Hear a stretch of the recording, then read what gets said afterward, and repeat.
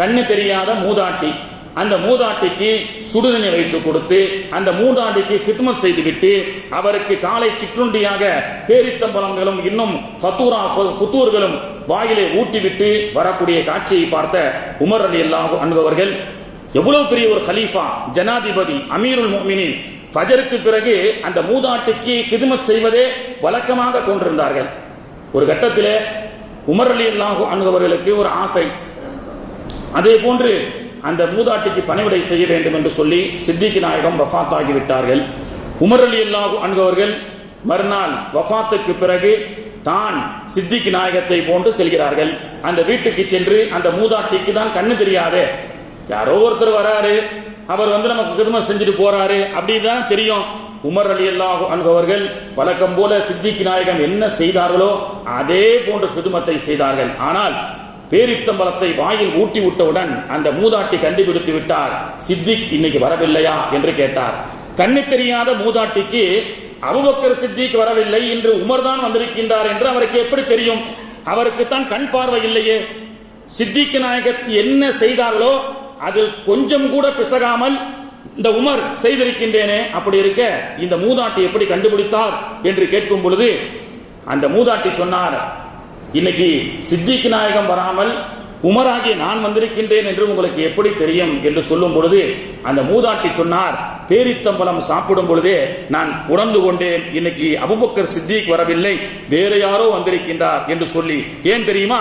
இன்னைக்கு பேரித்தம்பலம் சாப்பிடும் பொழுது அதனுடைய கொட்டை என்னுடைய வாயிலே இருந்தது, ஆனால் அபூபக்கர் சித்திக் ரலியல்லாஹு அன்ஹு அவர்கள் பேரித்தம்பலத்தை ஊட்டிவிட்டால் அதனுடைய விதையை எடுத்துவிட்டு வெறும் பேரித்தம்பலத்தை தான் ஊட்டி விடுவார்கள்.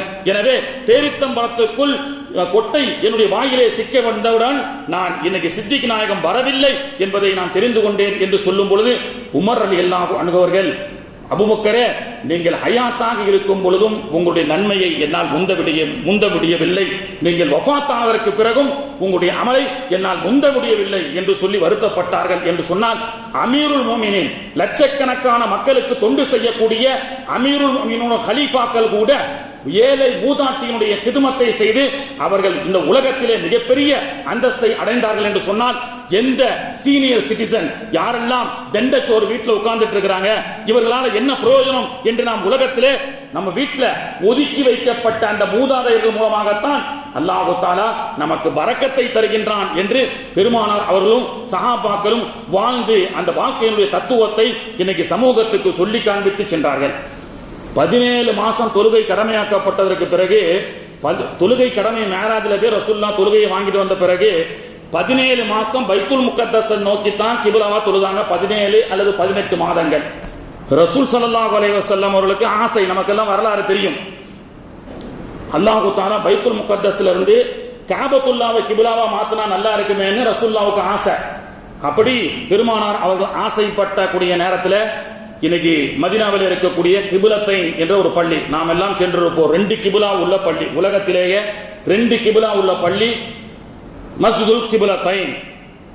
கஅபத்துல்லாவை நோக்கி ஒரு கிப்லா, பைத்துல் முகத்தஸை நோக்கி ஒரு கிப்லா, 2 கிப்லாவுடைய பள்ளி.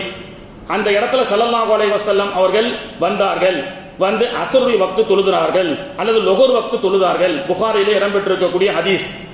எப்போ அந்த வக்து தொழ வரக்கூடிய நேரத்தில் பைத்துல் முகத்தஸை நோக்கி பெருமானார் அவர்கள் தொழுது கொண்டிருக்கும் பொழுது குர்ஆனுடைய திருவசனம் இறங்குகிறது. கது நரா தகல்லுப வஜ்ஹிக ஃபிஸ் ஸமா ஃபலனுவல்லியன்னக கிப்லத்தன் தர்லாஹா.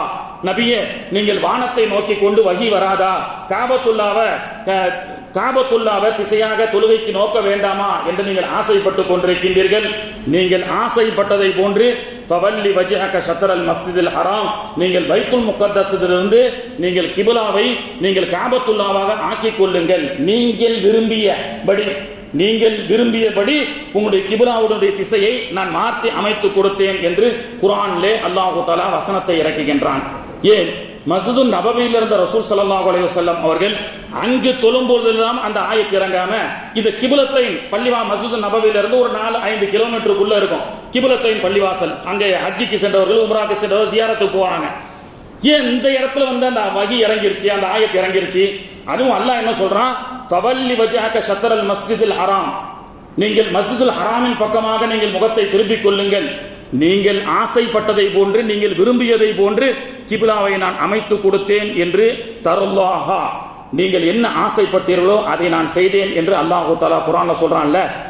ஏன் இந்த இடத்துல வந்து இறங்கிச்சு அந்த ஆயத்து அப்படின்னு சொல்லி பார்த்தா, வரலாற்றுல உம்முல் பிஷ்ரா என்ற ஒரு மூதாட்டி, வயசான மூதாட்டி, படுத்த படுக்கையில கடையில இருக்கிறாங்க.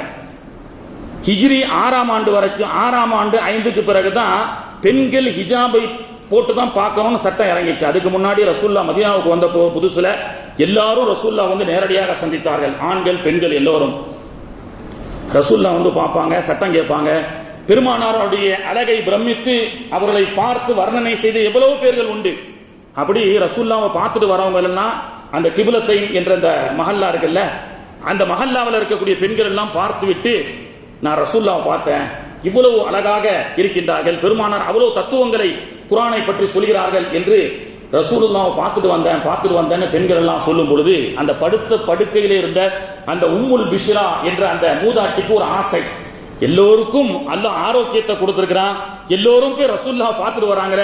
அப்படிப்பட்ட திருத்தூதரை இந்த நோயின் காரணமாக, முதுமையின் காரணமாக என்னால் பார்க்க முடியவில்லையே என்று நாளுக்கு நாள் அழுது கொண்டே இருந்தார்கள், ஆசைப்பட்டு கொண்டே இருந்தார்கள். பக்கத்தில் இருக்கப்படக்கூடிய பெருமானார் அவர்களை மஸ்ஜிது நபவியிலே சென்று சந்திக்க முடியவில்லையே, பெருமானாருக்கு பின்னாடி நின்று தொழ முடியவில்லையே, பெருமானாருடைய சுகபத்தை பெற முடியவில்லையே என்று உம்முல் பிஷ்ரா என்ற ஒரு வயதான மூதாட்டி கடையிலே இருந்து கொண்டு நம்மால் ரசூலுல்லாஹ்வை சந்திக்க முடியவில்லையே என்று ஆதங்கப்பட்ட அந்த செய்தி பெருமானாருக்கு எப்பொழுது எட்டியதோ அந்த மூதாட்டியை தேடி பெருமானார் அவர்கள் புறப்பட்டார்கள். நூற்றுக்கணக்கான மக்கள் ஷாம் தேசத்திலிருந்து யமன் தேசத்திலெல்லாம் பெருமானார் அவர்களை அப்பாயின்மெண்ட் போட்டு பார்க்கக்கூடிய அளவுக்கு இருக்கக்கூடிய ஒரு சூழலிலே பக்கத்தில் இருக்கக்கூடிய மஹல்லாவில் ஒரு வயதான மூதாட்டி என்னை பார்க்க முடியவில்லையே என்று வருத்தப்படுகிறார்கள் என்று சொல்லும் பொழுது சில சஹாபாக்களை அழைத்துக் கொண்டு அந்த கிபிலத்தைன் என்ற அந்த பள்ளிவாசலுக்கு பக்கத்தில் இருக்கக்கூடிய அந்த மூதாட்டினுடைய வீட்டுக்கு சென்று பெருமானார் அவர்கள், அந்த பள்ளிவாசல் தான் அந்த மூதாட்டினுடைய வீடு, வெறும் பக்கத்தில் கிடையாது, அந்த மூதாட்டினுடைய வீட்டுக்கு சென்று பெருமானார் அவர்கள் அந்த மூதாட்டினுடைய அந்த ஆசையை தேடி வந்து பார்க்க முடியாத அந்த மூதாட்டியை கூட உலக மக்கள் எல்லாம் பெருமானார் அவர்களை தேடி சென்று பார்க்கப்பட்ட அந்த வரலாற்றிலே பக்கத்தில் இருந்த அந்த மூதாட்டியை தேடி பெருமானார் அவர்கள் வந்து அந்த அம்மாவுக்கு ஆறுதல் சொல்லி அந்த அம்மாவுடைய நீண்ட நாள் கனவை, ஆசையை பெருமானார் அவர்கள் நிறைவேற்றியதற்கு பிறகு அல்லாஹு தஆலா தொழுகையினுடைய வக்து வருகிறது. ரசூலுல்லாஹி ஸல்லல்லாஹு அலைஹி வஸல்லம் அவர்கள் தொழுதார்கள்.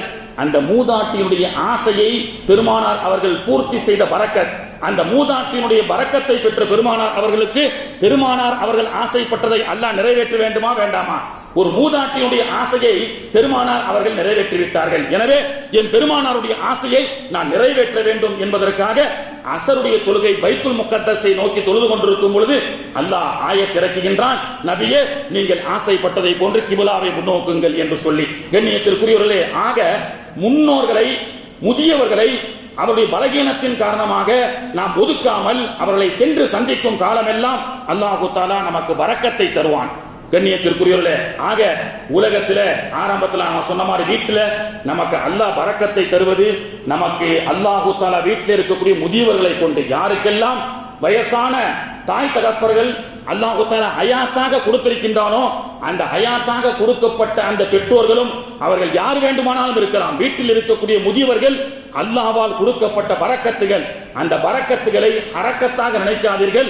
அந்த ஹரக்கத்துகளை நீங்கள் இன்பமாக அவர்களுக்கு சேவை செய்யுங்கள், அவர்களுக்கு மருத்துவ உதவி செய்யுங்கள். அல்லாஹு தஆலா அதை கொண்டு நமக்கு நீண்ட ஆயுளை தருவான், அதை கொண்டு அல்லாஹ் நமக்கு பரக்கத்தை தருவான். ஒரு வீட்டிலே ஒரு மகன் சாப்ட்வேர் இன்ஜினியர் லட்சங்கள் சம்பாதிக்கின்றார், ஒரு கணவர் லட்சங்கள் சம்பாதிக்கின்றார், அவரின் மூலமாக உங்கள் வீட்டுக்கு பரக்கத்து வரவில்லை.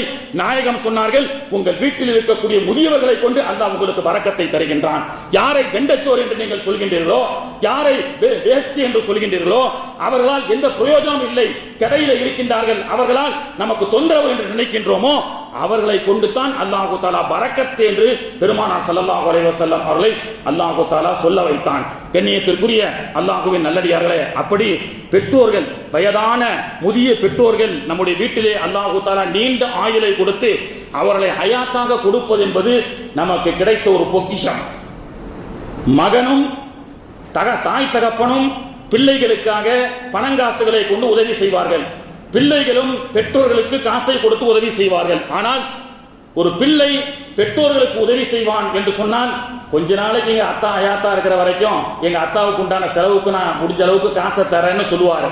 ஆனால் ஒரு தாய் தகப்பனாக இருந்து பிள்ளைகளுக்கு உதவி செய்யும் பொழுது, என் புள்ள நல்லா இருக்கணும், அவன் நல்லா இருக்கணும், அவன் பிற்காலத்தில் கஷ்டப்படக்கூடாது என்று அவனுக்கு கொடுக்கப்படக்கூடிய செலவினங்களை கூட, கொடுக்கப்படக்கூடிய அந்த காசை கூட நீண்ட கனவோடு கொடுக்கக்கூடிய ஒரு ஜீவன் என்று சொன்னால் பெற்றெடுத்த தாய் தகப்பன்கள். கண்ணியத்திற்குரியவர்களே, அல்லாஹ் தஆலா சிலருக்கு அல்லாஹ் தாய் தகப்பனை ஹயாத்தாக கொடுத்திருக்கின்றான், சிலர்கள் வஃபாத் ஆகிவிட்டார்கள். அப்படி வஃபாத் ஆகிய போது கூட சில சஹாபாக்கள் சொன்னார்கள், யா ரசூலல்லாஹ், எங்க அத்தா அம்மா இருக்கும் பொழுது நான் அவர்களுக்கு ரொம்ப நோவினை கொடுத்துட்டேன், இப்போ வஃபாத் ஆயிட்டாங்க, அவங்களை நான் எப்படி பொருத்தத்தை பெறுவது?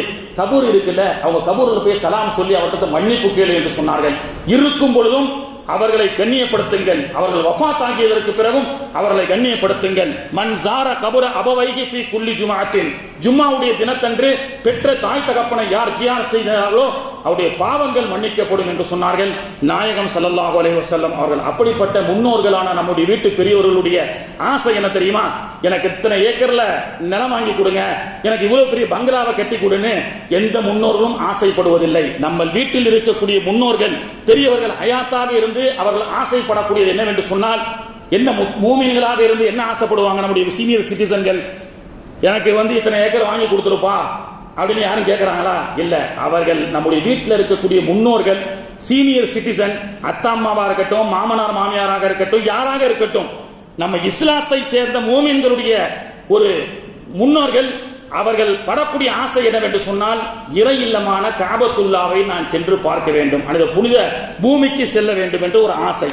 கண்ணியத்திற்குரியவர்களே, பிள்ளைகளாக இருந்து உங்களுடைய பெற்றோர்களுக்கு நீங்கள் என்ன சொத்துக்களை நீங்கள் அவர்களுக்கு கொடுத்தாலும் சரி, அவர்கள் ஹயாத்தாக இருக்கக்கூடிய காலகட்டத்தில் நீங்க உங்க பிள்ளைகளை நல்லா படிக்க வைக்கணும், மனைவிக்கு நிறைய நகை போடணும்லாம் சம்பாதிங்க. அதே நேரத்தில் உங்களுடைய சம்பாத்தியமும் உங்களுடைய முயற்சியும், என்னுடைய அத்தா அம்மா ஹஜ்ஜிக்கு போகணும்னு ஆசைப்படுறாங்க, அந்த ஹஜ்ஜிக்கு செல்லக்கூடிய என்னுடைய அத்தா அம்மாவுக்காக நான் சம்பாதிச்சு என் அத்தா அம்மாவுக்கு நான் ஹஜ்ஜிக்கு அனுப்புவேன் என்ற ஒரு குறிக்கோளோடு நீங்கள் உங்களுடைய வணிகத்தையோ உங்களுடைய உத்தியோகத்தையோ நீங்கள் ஆக்கிக் கொண்டால் அல்லாஹ் தஆலா விசாலமான பரக்கத்தை தருவான்.